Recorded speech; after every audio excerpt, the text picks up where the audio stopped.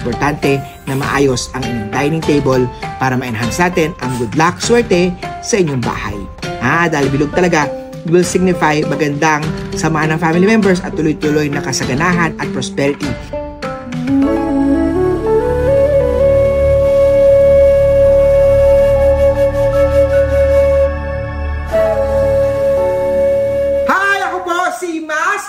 Squad, ito na naman po ang isang Feng Shui video mula sa Real Feng Shui Master, ang nag-iisang Master Hans Kua. Subscribe muna tayo para swertihin tayo, mag-comment na rin tayo, tapos mag-like para mas ma-enhance yung swerte natin. I-share itong video na ito, padamihin natin ang viewers natin para ma-enhance natin, para mas ma-share natin ang swerte.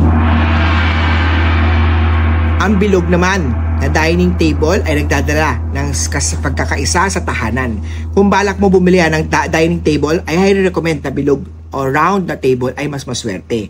Pinaniniwalaan kasi ang round ay magdadala po ng money luck sa family at magandang samahan ng family. Kung makapapansin nyo, pag nasa mga restaurant tayo, Chinese restaurant tayo, madalas ang mga lamesa doon ay bilog.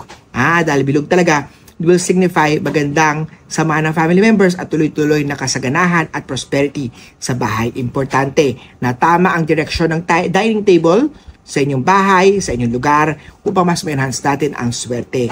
Ang dining table dapat po maayos, hindi yung hindi na stable yung dining table niya po, palitan na agad. Importante na maayos ang inyong dining table para ma-enhance natin ang good luck, swerte sa inyong bahay.